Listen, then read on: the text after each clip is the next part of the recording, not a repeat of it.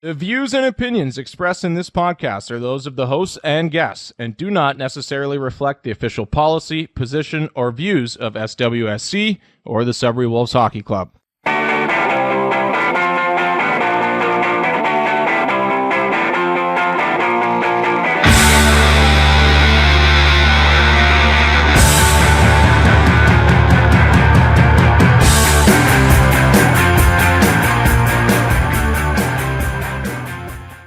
Hello and welcome to another episode of the DenCast. I'm David Bowen. With me today, special guest, Sudbury Wolves defenseman Trevor O'Dell. I'm going to call you Odie because that's what I call you all the time. Odie, thanks for doing this with me today. No worries. It's a pleasure coming.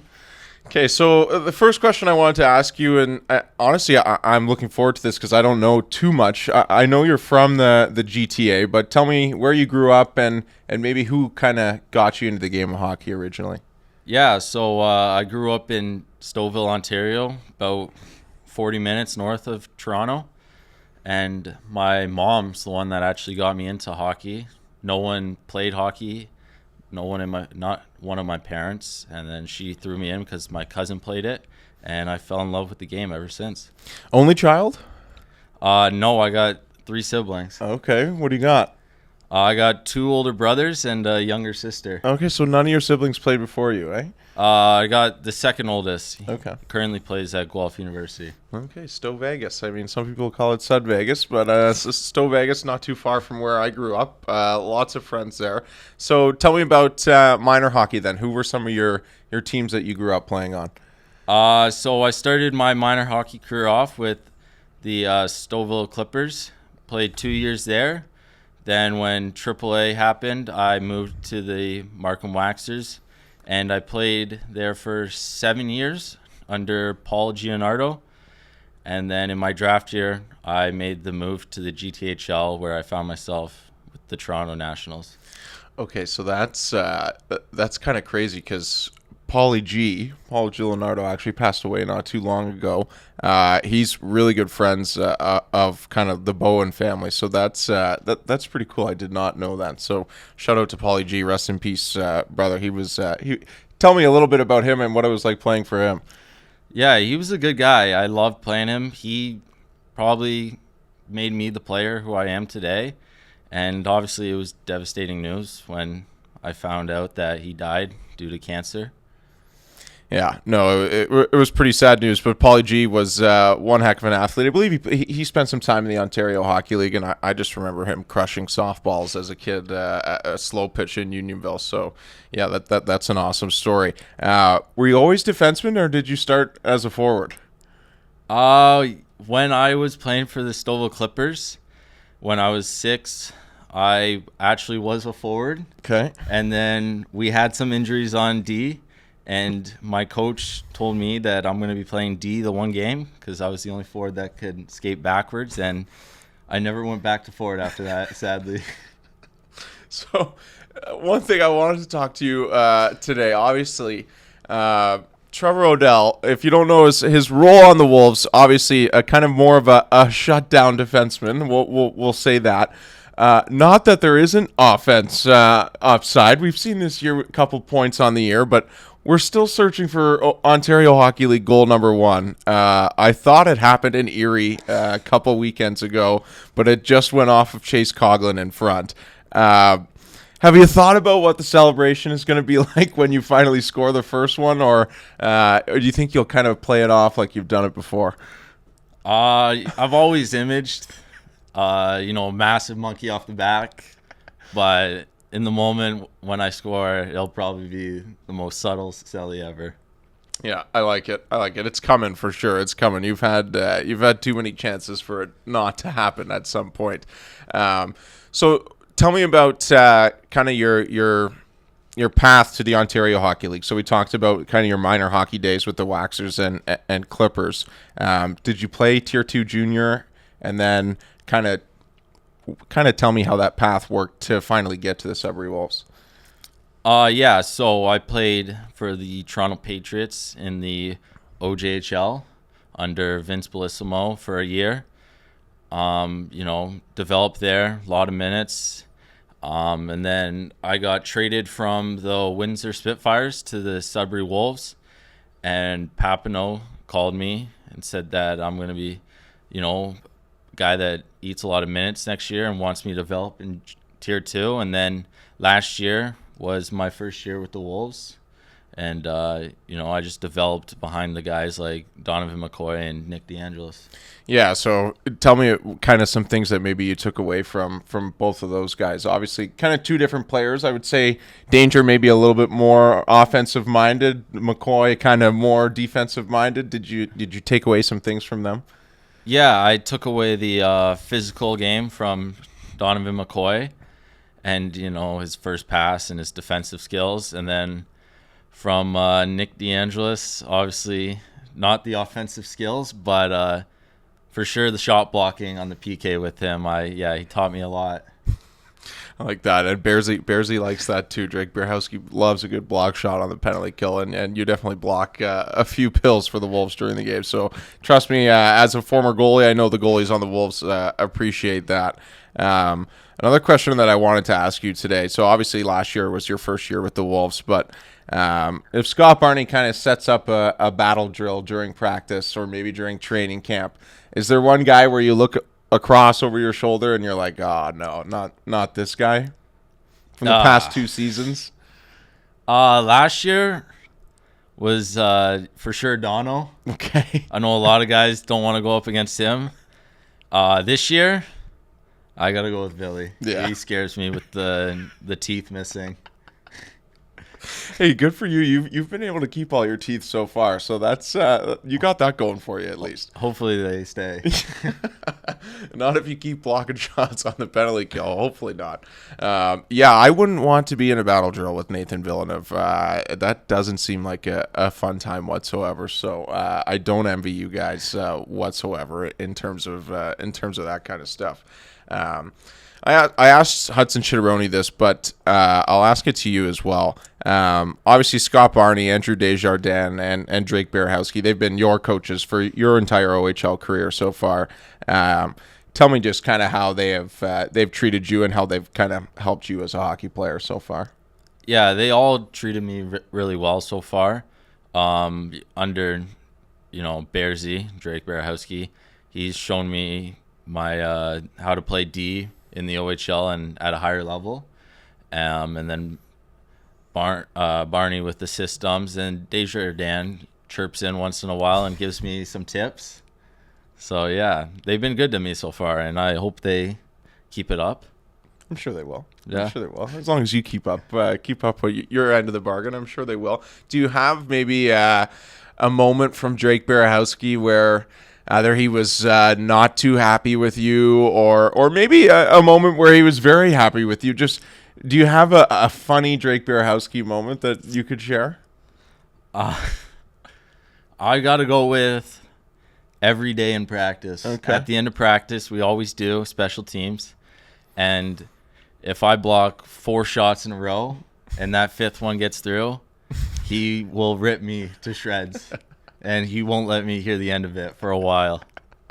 I like that. I like that. Drake is very demanding. I love hearing him during the games when you guys are on the penalty kill. Can you hear him when you're on the ice? Not really. I kind of tune him out, focus on the penalty kill, but you can hear it once in a while from the bench. And I know, my parents in the stands when they're at games, they say, "Wow, Bierhowski's a loud guy." He most certainly is. I told Chitter this, but the one game against North Bay at home this year, I was up in the Eastlink booth with the headset on. You guys were in the penalty kill in the 3rd period, and I was doing color with Nick, and I couldn't help but kind of get lost in just kind of listening to Bearsy screaming at you guys to get the puck out. But I think he's such a player's coach, and he's kind of walked in your guys' shoes before. So, and obviously he knows what it takes to kill a penalty. So I think he's just trying to help you guys out as much as he can. Yeah, for sure. He wants the best for our team, and I know he really takes care of pride of his PK, obviously. Yeah. So, yeah. Okay, so another question I wanted to ask. There's a bunch of new faces on this Sudbury Wolves team this year.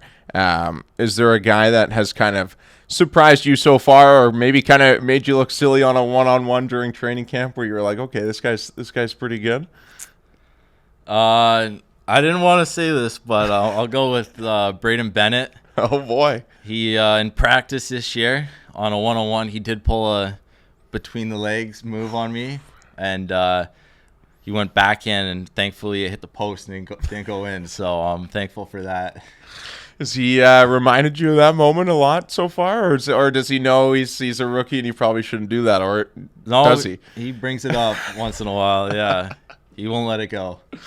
That's awesome. That's awesome. Well, you gotta let the youngster build some confidence at some point. So I'm sure that's just a leadership, kind of a veteran move from you. Yeah. Definitely didn't mean to let that happen. You talked about how your mom kind of got you into the game. That's interesting. I kind of had a similar. My dad obviously helped push me into the game, but my mom was the one. She was my house league coach. She told me to play goalie, and that kind of started goalie for me. But tell me how kind of your mom pushed you towards the game. Yeah. So I have a cousin, my mom's brother, his kid. He is a lot older than me. I think he's in his late 20s now, and he played for the Ajax Pickering Raiders. Okay. And my mom obviously watched some of his games, and living in Canada, the first sport that comes to mind is hockey. And my mom threw me and my brother into it, and we've never looked back since. Nice. That's pretty cool, because usually, obviously, Chitteroni, it was his dad playing for the Wolves, but hey, I'd love to see the moms of the world pushing the kids into hockey. I feel like they might be a little scared to. I wonder if we asked your mom now, did you know it was going to turn out like this, where he's going to be blocking one-timers on the penalty kill? I'm sure maybe she might kind of, think about it twice putting you into hockey. Yeah, no, she gets scared every time I block a shot. She paid a lot of money for the Invisalign, and she doesn't want to see these teeth go missing. That's awesome. Well, hey, like I said, knock on wood that we keep all those teeth going for a long time. And that's no shot to Nathan Villanova. I love the look. I thought there was a moment this year where you might have lost a couple more teeth. I think that was in Erie, where you got high sticked, and I was hoping that he didn't lose any more. I don't think he did, but Billy's got a great look. But Trevor, I like all the teeth on you. So if you can, I mean, still block the shots, but don't use your teeth to do so. A kid that obviously is pretty interesting for me is Wolves goaltender Owen Leonard, 16 years old. Just speaking from my past experience, when I was 16 years old, if I played an Ontario Hockey League game, I think I might have given up 12 goals a game. And right now, Lenny's doing a pretty solid job for you guys. Was there a moment in training camp where you were like, okay, this kid's a little different than your average 16-year-old goalie. He's got a chance to play on our team? Yeah, the first scrimmage that I watched him play in at training camp, he made some unbelievable saves, and I was like, wow, this kid, he might actually make the team first year. And looking at it now, he's still with us, and he's been doing unreal so far in the games he has been given. Yeah, pretty incredible first goalie to start a home opener, I think, since Matt Murray. So that was a pretty neat stat.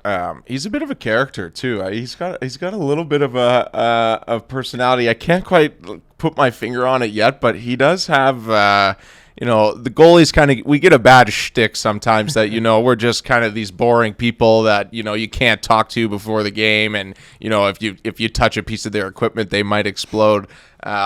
Some of that is true, I'm not going to lie, but most of it is a lie. But I think Owen Leonard, he's kind of got a bit of a personality to him. Yeah, I for sure will say he's a bit of a weird guy. Well, he's a goalie, so. But yeah, that comes with being a goalie. I mean, if he's keeps playing how he is, he can be as weird as he wants. I could care less. Yeah, that's the reality. I like that.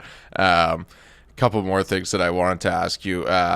New rink coming to Sudbury. That's something that we've talked about. I think there's an overall consensus that if the Wolf on the Wire isn't in the new rink, that there's going to be kind of people are going to be walking up and down the streets of downtown Sudbury with pitchforks and knives, because that's a staple, right? It's got to come to the new rink. I think it should go to the new rink. Okay. I love seeing it, go across the ice and just dangle over the opponent's bench. Love that. One of these days, it's going to be because you scored. I'm telling you, it's going to happen, and I'm going to freak out. Wolves have 2 games on home ice this weekend. Barrie on Friday. Who do you guys have on Sunday? Peterborough. Barrie and Peterborough. Last year, I would say Barrie would be the Wolves' number 1 rival. It seemed like from September to January, you guys played them 15 times. This year, nice little layoff from having to play Barrie, but would you agree, Barrie, number 1 rival? For sure. I'd say Barrie is number 1, and if it's not them, I'd have to go with Sioux Greyhounds. Okay, all right. I like the so the Wolves just had a home and home kind of rivalry week with the Sioux. So the OHL would argue it's the Sioux, and I understand that in terms of how far each team is away from one another. But Barrie just seemed like last year for sure. From September to January, you guys played each other so many times. Aitchison, obviously, and Villeneuve kind of colliding at one another. I think fireworks are kind of meant to happen when those two play against each other. Kind of talk to me about, going up against the Barrie Colts and kind of the challenge that is. And obviously, you guys looking to pick up some points this weekend. Yeah, so, obviously our goal is to get the 2 points on Friday. I can't say much about the Barrie Colts. I haven't really watched any of their games yet, but obviously they're a good team. They hit hard, but I think if we play to our system, we've been getting better every week, and I think we have a really good chance of getting the 2 points. Yeah, I agree as always. So Friday night at home, Barrie Colts, and then Sunday afternoon at home, Peterborough Petes come to town. Peterborough's another interesting team. I'll talk to you a little bit about obviously the new rule change in the Ontario Hockey League. You talked about Nick DeAngelis and Donovan McCoy. Those are 2 guys that kind of took advantage of that. You're obviously a guy that's kind of past your initial NHL draft, but that's another avenue for you. Are you kind of eyeing your sights towards potentially playing college hockey someday? Yeah, obviously I keep that open as an option, but right now my main focus is the Sudbury Wolves and finishing my career as a Sudbury Wolf, hopefully. Love that, Odie. You get a smart answer. You're PR trained. I like that. Trevor O'Dell, Wolves defenseman, number 4. Appreciate you coming in today. There's a couple more questions I got for you. So we talked about some of the new guys. Obviously, Artem Gonchar, one of them. You talked about Braden Bennett. Obviously, Vladimir Provorov. Provorov and Gonchar, 2 Russians that have kind of come into the league. I talked with Chitteroni about this. Me and Shaddy picked up Gonchar from the airport, and Gonch, I feel bad for him because his English is almost non-existent. How do you build relationships with guys like that and try to make them feel comfortable in Sudbury when kind of there is that language barrier? Yeah, obviously it's hard. He really doesn't know English.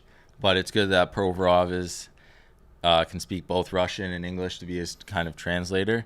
But right now, a lot of guys on the team, when they talk to Gonchar, they throw a Russian accent onto some English words and charades, and he picks it up pretty well. Solid. Okay, I like that. Who's got the best Russian accent on the team other than the Russians? Chase Coughlin. Yeah, his Bilt brother.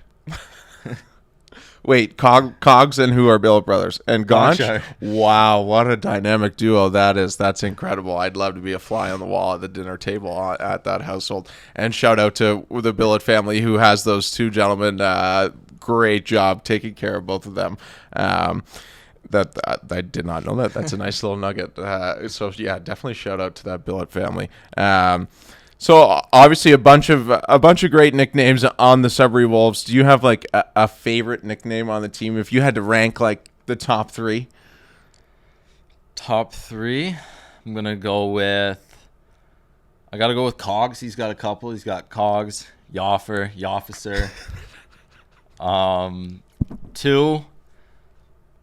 I'll go with Marsh. Marsh is a good one. Yep. I like it. Yep. And then 3, I'll go with Hendo. Okay. All right. I like that. Yeah, Cogs definitely has an array of nicknames.